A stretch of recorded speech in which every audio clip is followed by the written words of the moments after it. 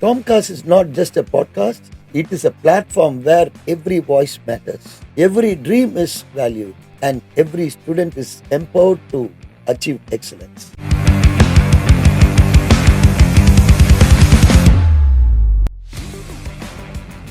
Hello everyone, டாம்காஸ்ட் கேட்டுட்டு இருக்கீங்க. யாழ்னி உங்களோட பேசிட்டு இருக்கேன். இந்த ஒரு பாட்காஸ்ட் ஒரு ஸ்பெஷலான பாட்காஸ்ட். கிட்டத்தட்ட 26 ஆண்டுகள் கடந்து ஒரு 6000 மாணவர்களோட ஒரு கல்வி நிறுவனமா வளர்ந்துருக்கு அப்படிங்கிறது ஒரு சாதாரண விஷயம் கிடையாது. அதுக்கு பின்னாடி நிறைய கனவுகள் இருக்கு.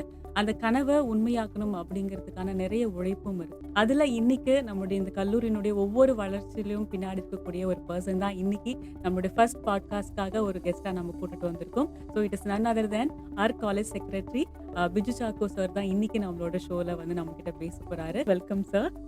Thank you, ma'am. Happy to be here in this Tomcast first episode. எனக்கும் ரொம்ப ஹாப்பி சார். ஃபர்ஸ்ட் எபிசோட உங்களுக்கு கூட இன்டர்வியூ பண்றது அப்படின்னு சொல்லிட்டு. ஏன்னா நம்மளோட கல்லூரி கிட்டத்தட்ட 26 ஆண்டுகள் வந்து இருக்கு. அதுக்கு பின்னாடி ஒரு பெரிய உழைப்பு இருக்கு. நிச்சயமா அதுல உங்களுடைய பங்களிப்பு அப்படிங்கிறது ரொம்ப அதிகமா இருந்தது. ஸோ முதல்ல இந்த காலேஜ் நீங்க ஆரம்பிக்கும் போது எந்த ஒரு அப்ஜெக்டிவோட இது வந்து ஆரம்பிச்சீங்க? எங்கள் காலேஜினுடைய மோட்டோ பார்த்தாலே தெரியும், லெட் தேர் பி லைட். அதனுடைய எண்ணங்கள் என்னென்னா, ஒரு எஜுகேஷன் கிராஜுவேஷனை மட்டும் நான் நம்பி வரக்கூடாது. வெளியே போகும்போது எல்லா திறமையும் அவங்க கற்று போனோம். நல்ல ஒரு குவாலிட்டி எஜுகேஷனோட அவங்களுடைய நல்ல ஒரு குணங்களோட தான் போனோம்னு சொல்லி தான் இந்த காலேஜை வந்து நம்ம தொடங்கினோம். அன்றைக்கு தொடங்கும் போது நாங்கள் 100 ஸ்டூடெண்ட்ஸை வச்சு தான் அந்த காலேஜ் தொடங்கினது. இன்றைக்கி 6000 ஸ்டூடெண்ட்ஸ் வந்து படிக்கிறாங்கன்னு சொன்னால், வளர்ச்சி வந்து ஒரு கட்டங்களில் வந்து நாங்கள் மாணவர்களுக்கு வந்து ஒரு உண்மையான ஒரு எஜுகேஷனை கொடுக்கணும். அந்த ஒரு முயற்சிகளை தான் நாங்கள் பண்ணியிருக்கோம். சும்மா மற்ற காலேஜில் வந்து 100 வருஷம் காலேஜு, 80 வருஷம் காலேஜு சொல்லிட்டு ஒரு குறிப்பிட்ட ஒரு எக்ஸ்பீரியன்ஸை வந்து கேஷ் ஆக்குறாங்க. இவ்வளோ ஃபீஸு எடுத்தீங்களாலும் அவங்க கேட்குற ஃபீஸ் வந்து ரொம்ப அதிகமான ஃபீஸு. ஒரு மிடில் கிளாஸ் போய் அந்த காலேஜில் போய் படிக்க முடியாது. பட் எங்களுடைய எண்ணங்கள் என்னென்னா, அவங்க வந்து ஒரு மிடில் கிளாஸில் இருக்க ஒரு ஸ்டூடெண்ட் வந்து ப்ரைவேட் காலேஜில் படிக்க முடியுமான்னு நினைக்கிறாங்கன்னா, அது வந்து ஒரு முக்கியமாக ஒரு நல்ல குவாலிட்டியான எஜுகேஷன் கிடைக்கிற ஒரு காலேஜ்னா அது சென்ட் தாமஸ் காலேஜாக தான் இருக்க முடியும்னு என்ன ஆணித்தரமாக என்னால் சொல்ல முடியும். அது மட்டும் இல்லை, அவங்க வந்து ஒரு சிங்கிள் பேரண்ட்டாக இருக்கிறவங்க வந்து நினச்சி கூட பார்க்க மாட்டாங்க இந்த மாதிரி ஒரு ப்ரைவேட் காலேஜில் போய் சேர முடியுமா. மாணவிகள் அவங்களுக்கு வந்து ஒரு நம்பிக்கை இந்த காலேஜில் அதிகமாக இருக்குன்னு சொல்கிறதுக்கு பெரிய கேரண்டி என்னென்னா, நாங்கள் இந்த 6000 பசங்களில் 2500 பேர், அதாவது 45% மேலே மாணவிகள் படிக்கிறாங்க. அதிலே வந்து மற்ற காலேஜுங்களுக்கு வந்து நம்ம என்ன தெரிவிக்கிறோன்னா, கொள்கையோடு தான் இந்த கல்லூரியை ரன் பண்ணிட்டு இருக்கோம். எங்களுடைய இந்த 6000 மாணவர்கள் படிக்கிறது வந்து ஒரு ஸ்ட்ரீமில் இல்லை, பல கோர்சஸ்களை கொண்டு வந்து மாணவர்களுக்கு அந்தந்த சூழ்நிலைக்கு ஏற்ப அவங்களுக்கு என்ன வேலை ஆப்பர்ச்சுனிட்டி கிடைக்குமோ அதுக்கேற்ற மாதிரி தான் நாங்கள் அவங்களுக்கு வந்து இங்கே எஜுகேஷன் கொடுக்குறோம். எங்கள் மாணவர்கள் வந்து இங்கே வந்திருக்காங்கன்னு சொன்னால், அந்த ஆசிரியர்களும் இங்கே வந்து பேராசிரியர்கள் அவர்களுடைய அன்பாக அவங்கக்கிட்ட நடத்துப்பாங்க. மேனேஜ்மெண்ட்டும் வந்து முழு சுதந்திரம் கொடுத்துருக்காங்க. மாணவர்களோடு அவர்களோட உருவாடுகின்ற விதம் சிறப்பாகவும் இருக்கும்.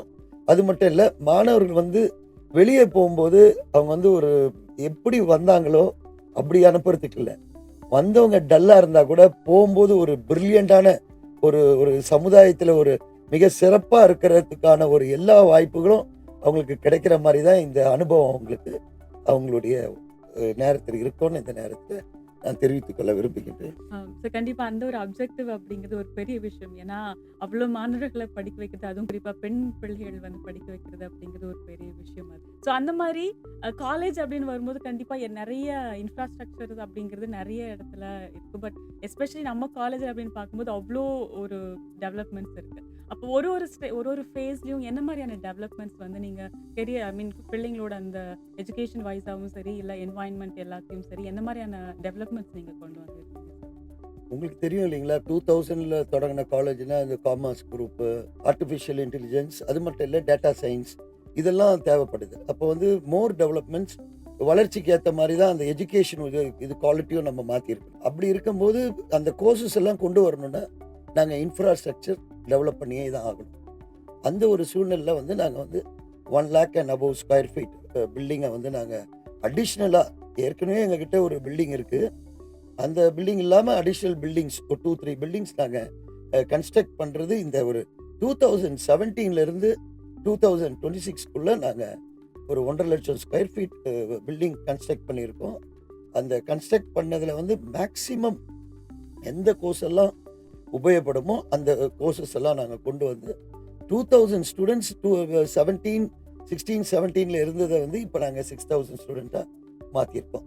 ஸோ எல்லா கோர்ஸுமே வந்து பப்ளிக்கு வந்து மாணவர்களுக்கு வந்து உபயோகப்படுகின்ற ஒரு கோர்ஸாக தான் நாங்கள் கொண்டு வந்திருக்கோம். கோர்ஸுக்கெல்லாம் தகுதியான பேராசிரியர்கள். இப்போ விஷுவல் கம்யூனிகேஷன் எடுத்திங்கன்னா எல்லா காலேஜிலும் இருக்குதுன்னு நம்ம சொல்ல முடியாது. பட் எங்கள் காலேஜை வந்து இன்செப்ஷன் காலேஜ் தொடங்குதுலேருந்தே நாங்கள் விஷுவல் கம்யூனிகேஷனை வச்சுருக்கோம். அதை வந்து இப்போ பார்க்குறீங்க இல்லையா, இப்போ நம்ம ரெக்கார்டிங் பண்ணுறதே நம்மளுடைய ஓன் ரெக்கார்டிங் இதில் தான் பண்ணிகிட்ருக்கோம். அந்த மாதிரி எல்லா ஃபெசிலிட்டிஸும் நம்ம இந்த காலேஜில் எல்லா டிபார்ட்மெண்ட்ஸ்க்கும் பண்ணி கொடுத்துருக்கோம். நல்ல லைப்ரரிஸு, அது மட்டும் இல்லை 2,000 மாணவர்கள் அமர்கின்ற ஒரு பெரிய ஆடிட்டோரியம், சென்ட்ரலைஸ்டு ஆடிட்டோரியம். நான் ஆணித்தரமாக சொல்லுவேன், சென்னையில் வந்து பெரிய காலேஜுக்கே இவ்வளோ பெரிய ஆடிட்டோரியம் இருக்கான்னு எனக்கு தெரியல. அந்த ஆடிட்டோரியம் எல்லாம் முழுமையாக மாணவர்கள் பயன்பாட்டுக்கு தான். காலேஜ் வந்து நாங்கள் சிறப்பாக பண்ணதுனால தான் இன்றைக்கி இந்த மாணவர்கள் பெற்றோர்கள் வந்து தானாகவே வந்து அவர்களை வந்து இந்த கல்லூரியில் படிக்க வைக்க வேண்டும் என்று வந்து கொண்டிருக்கிறோம். இன்னொன்று, ஸ்டூடெண்ட் பாயிண்ட் ஆஃப் வியூலேருந்து பார்க்கும்போது அவங்களுக்கு அகாடமிக் அதே மாதிரி நான் அகாடமிக் ரெண்டுத்துலையுமே அவங்க ஒரு டெவலப்மெண்ட் இருந்தால் தான் வெளியே போகும்போது கண்டிப்பாக அவங்களால நிறைய இந்த ஜாப்ஸில் மற்ற விஷயங்கள் அவங்களால பண்ண முடியும். ஸோ அந்த வகையில் நம்மளுடைய கல்லூரியில் அகாடமிக் அண்ட் நான் அகாடமிக் அந்த இனிஷியேட்டிவ்ஸ் வந்து எந்த அளவுக்கு நம்ம எடுக்கிறோம்? இன்றைக்கி நீங்கள் தொழில் துறையில் பார்த்தீங்கன்னா வெறும் மார்க்ஸை வச்சு அவங்க வந்து பசங்களை எடுக்கிறது கிடையாது.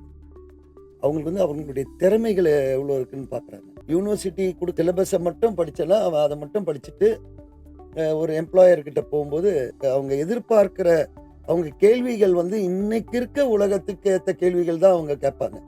அது அவர் சொல்லுவதுக்கான பதில் சொல்லுவதுக்கான அவருக்கு ஒரு தைரியம் வரணும்னா அவங்களுக்கு அந்த வேல்யூ ஆடட் கோர்ஸு செப்பரேட்டாக 33 hours மேனேஜ்மெண்ட்டினுடைய செலவில் கொடுக்குற ஃபீஸினுடைய அதுக்குள்ளாகவே நாங்கள் அவங்களுக்கு அந்த வேல்யூ ஆடட் கோர்ஸ் கொடுத்து வெளியே போகும்போது அவங்க வந்து திறமை அந்த வேல்யூ ஆடட் கோர்ஸை வச்சு அவங்க வந்து அவங்களுடைய கேரியரை வந்து அவங்க பில்டு பண்ணுற அளவுக்கு நாங்கள் அவங்களுக்கு வந்து அந்த மாதிரி ஒரு ட்ரைனிங்கை நாங்கள் கொடுத்துருக்கோம். இண்டஸ்ட்ரியல் சர்டிஃபிகேஷன் ப்ரோக்ராம் அது வந்து நாங்கள் இண்டஸ்ட்ரியை கொலாப் பண்ணி அவங்கள வந்து இங்கே வர வச்சு அந்த இது பண்ணுறோம். இண்டஸ்ட்ரி ட்ரைனிங் அனுப்புகிறோம். இண்டஸ்ட்ரியல் ட்ரைனிங் அவங்கள வந்து இண்டஸ்ட்ரிக்கிட்ட பேசி அவங்கள வந்து மாணவர்களை வந்து நாங்கள் அங்கே அனுப்பி நாங்கள் இண்டஸ்ட்ரியல் டூர் அனுப்பி நம்ம அவங்கள எக்யூப் பண்ணி தான் நம்ம வெளியே அனுப்புவோம். மாணவர்கள் வந்து படிப்பு சம்பந்தமாக மட்டும் இருக்கக்கூடாது, மற்ற ஆக்டிவிட்டீஸ்லாம் அவங்க ஆக்டிவாக இருக்கணும்.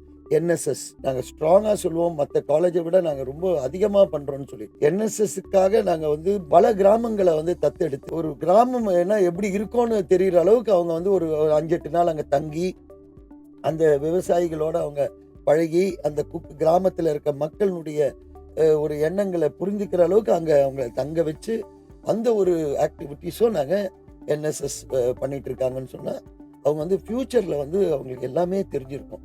ஏதோ ஒரு காலேஜுக்கு வந்தாங்க படிச்சுட்டு போயிடணும் அந்த எண்ணம் மட்டும் இருக்காமல் அவங்களுக்கு அடிஷ்னலாக அவங்க வந்து இந்த என்எஸ்எஸ் மூலமா நாங்கள் வந்து அவங்களுக்கு வந்து உலகத்தை தெரிய வச்சுருக்கோம்.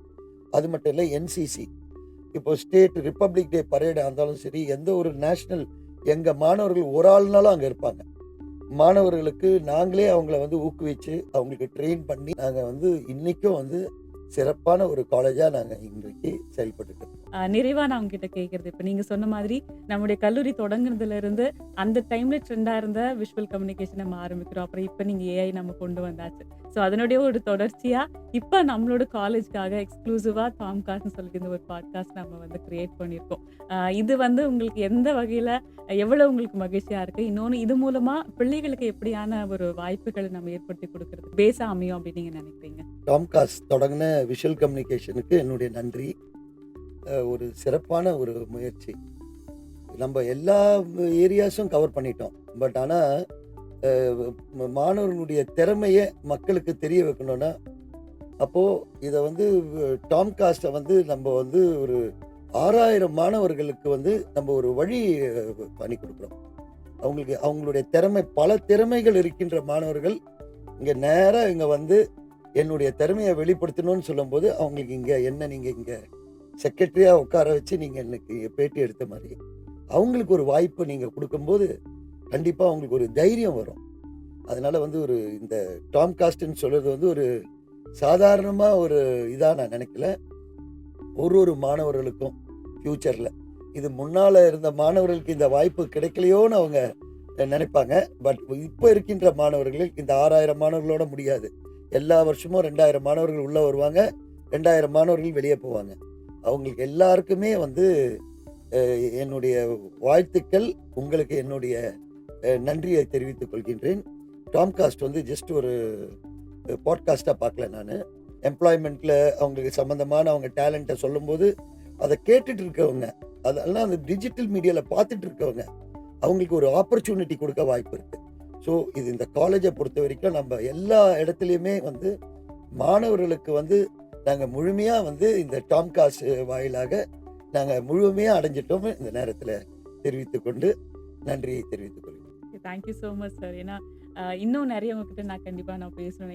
இனிமேல் வர நிறைய எபிசோட்ஸில் கண்டிப்பாக பிள்ளைங்களுடைய வளர்ச்சி சார்ந்தும் இல்லை அவங்களுக்கு தெரிஞ்சுக்கக்கூடிய சில விஷயங்கள் சார்ந்தும் உங்ககிட்ட பேசணும்னு நினைக்கிறேன். ஸோ இந்த ஒரு நேரத்தில் ஃபர்ஸ்ட் எபிசோடில் நீங்கள் வந்துட்டு இது இன்னும் இந்த ஒரு பாட்காஸ்ட்டை இன்னும் கொஞ்சம் ஸ்பெஷல் ஆக்குனதுக்கு ரொம்பவே நன்றி. காலேஜ் சார்பில் எனக்கு இந்த வாய்ப்பு கொடுத்துக்கு உங்களுக்கு என்னுடைய நன்றி. நன்றி சார். கேட்டுட்டு இருக்கிறது டாம்காஸ்ட், a voice of Tamasian, a community podcast by St. Thomas College of Arts and Science, Coimbatore.